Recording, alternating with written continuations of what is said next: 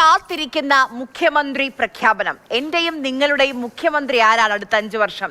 ഇന്നോ നാളെയോ ഉണ്ടായേക്കും, അപ്പോഴും ഉണ്ടായേക്കും എന്നുള്ളതാണ്. ചർച്ചകൾ പൂർത്തിയാക്കി എന്തായാലും വി ഡി സതീശൻ കൊച്ചിയിലേക്ക് മടങ്ങിയെത്തിയിട്ടുണ്ട്.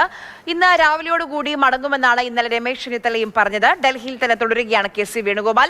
ചർച്ചകൾക്ക് ശേഷം 3 നേതാക്കളും വലിയ ആത്മവിശ്വാസത്തിൽ തന്നെയാണ്. ചെന്നൈയിൽ നിന്ന് ഉച്ചയോടെ മടങ്ങിയെത്തുന്ന രാഹുൽ ഗാന്ധിയുടെ നേതൃത്വത്തിൽ ആശയവിനിമയം നടത്തിയ ശേഷമായിരിക്കും മുഖ്യമന്ത്രി സംബന്ധിച്ച ഔദ്യോഗികമായ പ്രഖ്യാപനം ഉണ്ടാവുക. ഡൽഹിയിൽ നിന്ന് ബി ബാലഗോപാലും കൊച്ചിയിൽ നിന്ന് എസ് അരുൺ ശങ്കറും ഇന്ദിരാഭവനിൽ നിന്ന് ടി എസ് ഹരികൃഷ്ണയും നമുക്കൊപ്പം ചേരുന്നുണ്ട്. ആദ്യം നമുക്ക് ഡൽഹിയിലേക്ക് പോകാമല്ലോ, അവിടെയാണ് തിരക്കിട്ട ചർച്ചകളൊക്കെ ഇന്നലെ നടന്നത്. ബാലുവും, ഇന്നലെ നമ്മളൊരു തീരുമാനം പ്രതീക്ഷിച്ചിരുന്നു, അതുണ്ടായില്ല. പക്ഷെ അതുണ്ടായില്ല എന്ന് മാത്രമല്ല, ഉടൻ ഉണ്ടാകുമെന്നൊരു സൂചനയും നൽകിയില്ല ദീപാദാസ് മുൻഷി. അവരുടെ വാക്കുകൾ 23-ാം തീയതി വരെ സമയമുണ്ടല്ലോ എന്നാണ്. അപ്പോൾ ഇന്നോ നാളെ എന്നൊക്കെ പറയുമ്പോൾ അത് അതിശയോക്തി ആയി പോകുമോ?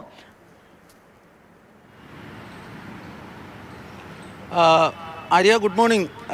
എൻ്റെയും ആര്യയുടെയും കേരളത്തിൻ്റെയും മുഖ്യമന്ത്രിയെ സംബന്ധിച്ചുള്ള പ്രഖ്യാപനത്തിനായി നമ്മളെല്ലാവരും കാത്തിരിക്കുകയാണ്. ആ പ്രഖ്യാപനം കോൺഗ്രസിൻ്റെ മുതിർന്ന നേതാക്കളിൽ നിന്ന് ലഭിക്കുന്ന സൂചനകൾ അനുസരിച്ച് ഒരുപക്ഷെ ഇന്നോ നാളെയോ തന്നെ ഉണ്ടാകാനുള്ള സാധ്യതയാണ് പറയുന്നത്. കാരണം ഇത് നീട്ടിക്കൊണ്ടുപോകുന്നതിൽ അർത്ഥമില്ല എന്ന് കോൺഗ്രസ് നേതൃത്വത്തിന് അറിയാം. ഇന്ന് പുലർച്ചെ രാഹുൽ ഗാന്ധി മദ്രാസിലേക്ക്, ഈ ചെന്നൈയിലേക്ക് വിജയുടെ സത്യപ്രതിജ്ഞയ്ക്കായി പോയിട്ടുണ്ട്. വൈകിട്ടോടു കൂടിയാണ് രാഹുൽ ഗാന്ധി ഈ ചെന്നൈയിൽ നിന്ന് ഡൽഹിയിലേക്ക് മടങ്ങിയെത്തുന്നത്. തുടർന്ന് ഈ രാഹുൽ ഗാന്ധി ചില കൂടിയാലോചനകളൊക്കെ നടത്തുമെന്നാണ് വ്യക്തമാക്കിയിട്ടുള്ളത്. പക്ഷേ ഇതിൽ നേരത്തെ കഴിഞ്ഞ ദിവസം ഇന്നലെയൊക്കെ വൈകിട്ട് ഒരു വലിയ സംശയം അല്ലെങ്കിൽ വലിയ ചെറിയ പ്രചാരങ്ങളൊക്കെ ഉണ്ടായിരുന്നു.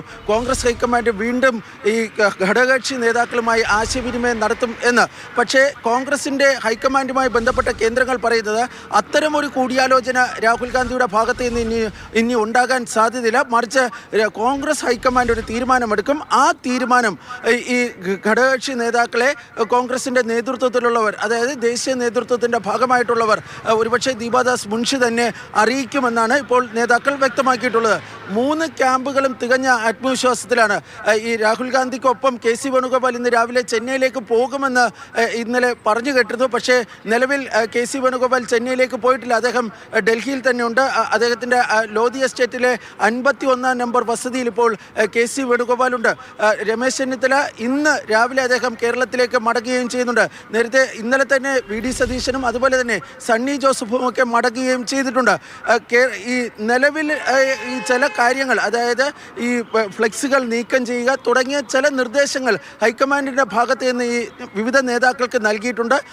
അത് പാലിക്കപ്പെടുന്ന മുറയ്ക്ക് ഇത് സംബന്ധിച്ചുള്ള, അതായത് മുഖ്യമന്ത്രിയെ സംബന്ധിച്ചുള്ള ഔദ്യോഗിക പ്രഖ്യാപനം ഉണ്ടാകുമെന്നാണ് ലഭിക്കുന്ന സൂചന. അതായത് രാഹുൽ ഗാന്ധിയുടെ